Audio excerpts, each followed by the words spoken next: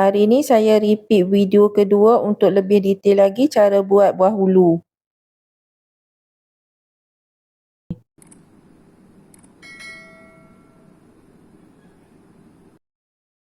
Sukatan dalam video ni untuk 1,5 adunan 15 biji telur grade A ataupun B, 900 gram gula pasir. Kalau boleh gula ni guna jenama yang saya tunjukkan dalam video ni. 800 gram tepung gandum. Untuk tepung gandum boleh guna jenama apa pun tak mengapa. Gula hendaklah dalam keadaan kering, jadi kita kena gorengkan sekejap. Kalau orang dulu-dulu mereka jemur pada panas matahari.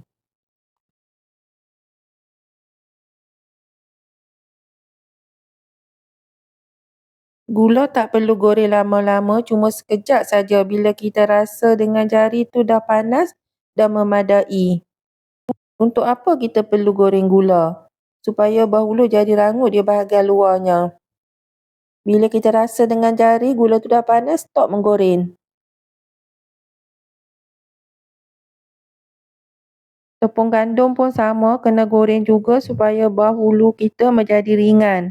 Goreng sekejap saja. Bila rasa dengan jari tepung tu dah terasa panas, stop menggoreng. Kalau kita goreng lama-lama, tepung akan jadi berketul-ketul. Dalam video ni saya buat 1,5 adunan. Nanti kawan-kawan boleh tengok description resepi untuk 1 adunan.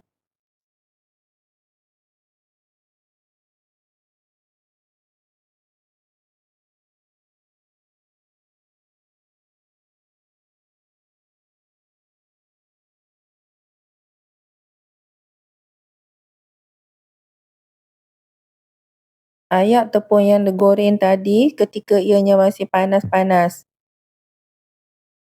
Di dalam mangkuk adunan masukkan telur. Saya lebih suka guna telur yang sejuk yang baru dikeluarkan daripada peti air supaya adunan tu menjadi cepat pekat. Gula kena tunggu sejuk dulu baru boleh guna.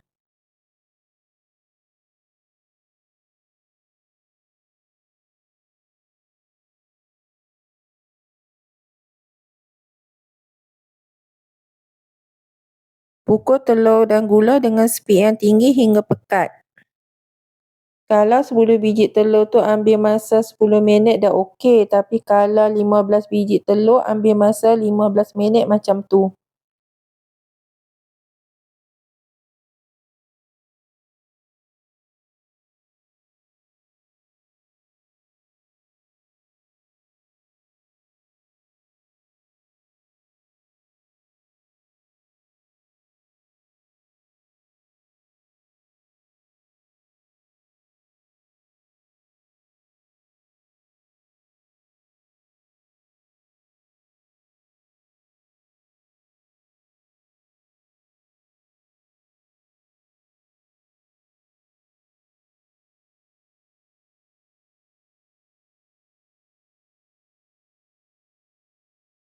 Kemudian saya pindahkan adunan yang dipukul tadi ke dalam bekas yang lebih besar.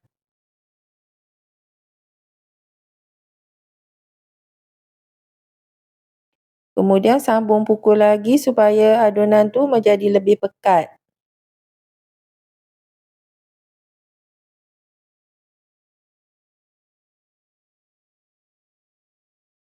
Untuk bakar bahulu ni saya guna redai yang diletakkan di rak bawah sekali. Mula-mula panaskan oven terlebih dahulu. Saya guna suhu 180 darjah Celsius, api atas dan bawah.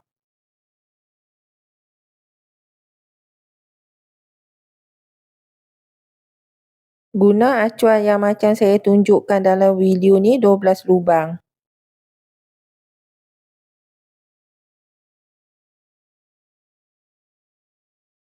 Guna daun pandan ataupun serai yang diketuk bahagian hujungnya untuk minyakkan acuan.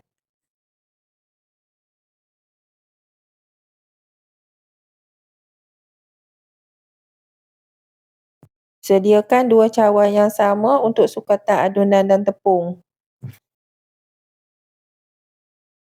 Bila oven dah panas, kita panaskan acuan tanpa minyak terlebih dahulu.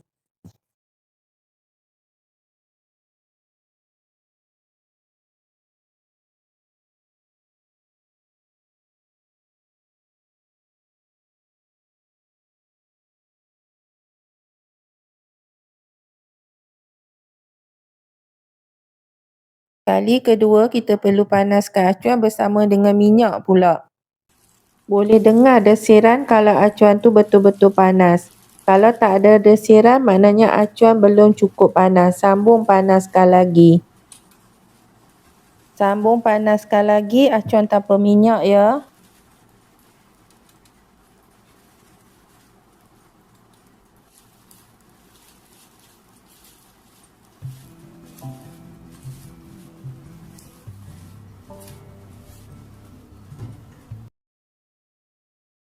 Kemudian panaskan acuan yang telah diminyakkan.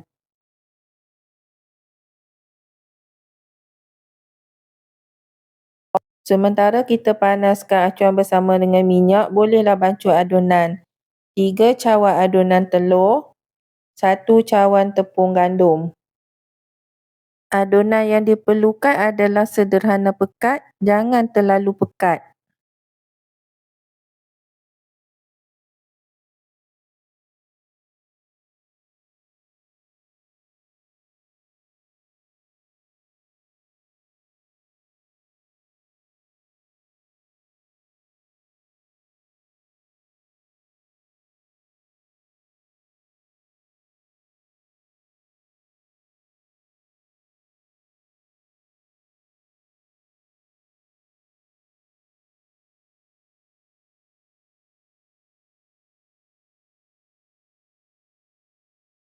Masukkan 1 cawan tepung gandum.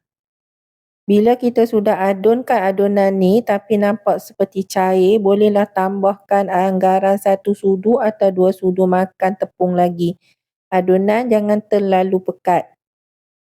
Adunan bancuh untuk sekali bakar sahaja, jangan bancuh banyak-banyak sekaligus. Andai kata adunan yang pertama tadi masih banyak bakinya, untuk adunan yang kedua bancuh setengah adunan saja. Maknanya 1,5 cawan adunan telur dan setengah cawan tepung.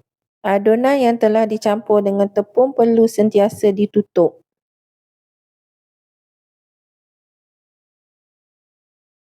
Keluarkan acuan daripada oven yang telah dipanaskan bersama dengan minyak tadi. Ratakan minyak pada seluruh acuan.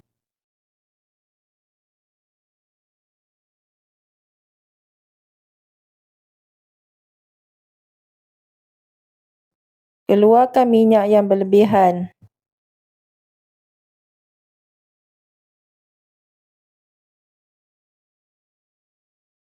Kemudian barulah boleh masukkan adunan ke dalam acuan. Isi acuan sehingga penuh. Tapi jangan terlalu penuh sangat.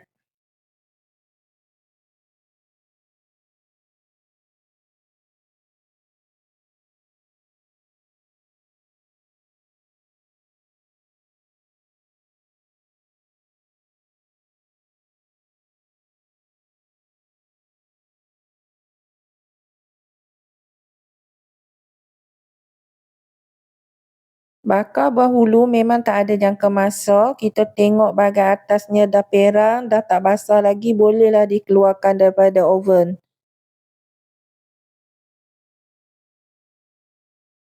Kalau acuan betul-betul panas, bahulu terlekang elok daripada acuan, langsung tak melekat. Cantik je kejadiannya.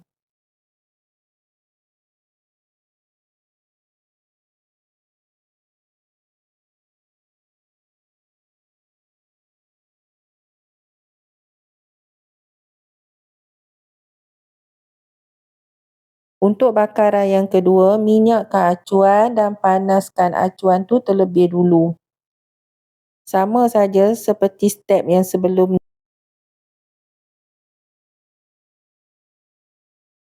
Panaskan acuan bersama dengan minyak. Sementara tu kita kutip bahulu untuk bakaran yang pertama tadi tu.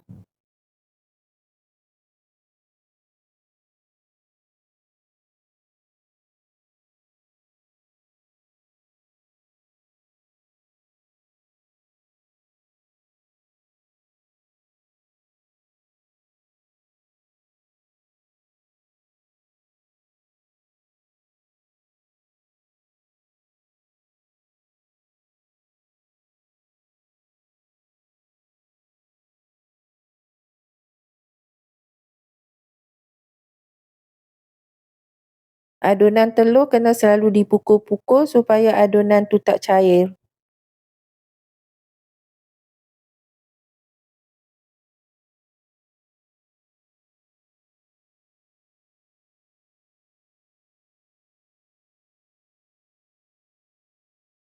Keluarkan acuan yang telah dipanaskan bersama dengan minyak tadi.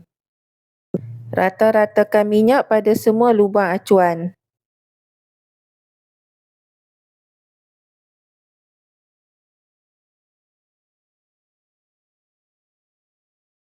Keluarkan minyak yang berlebihan.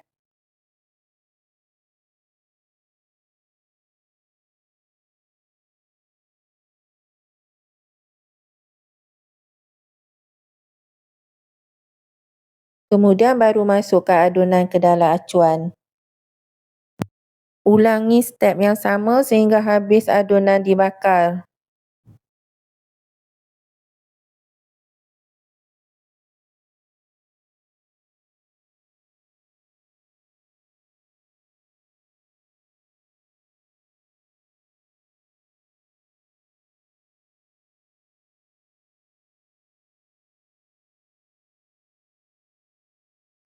Tolong lapik dasar Tupperware dengan tisu. Pada permulaan, jangan susun bahulu lebih daripada 3 tingkat. Sebab bahulu tu dia masih lembut, nanti bahulu bahagian bawah boleh jadi kemik. Esoknya baru boleh susun banyak tingkat.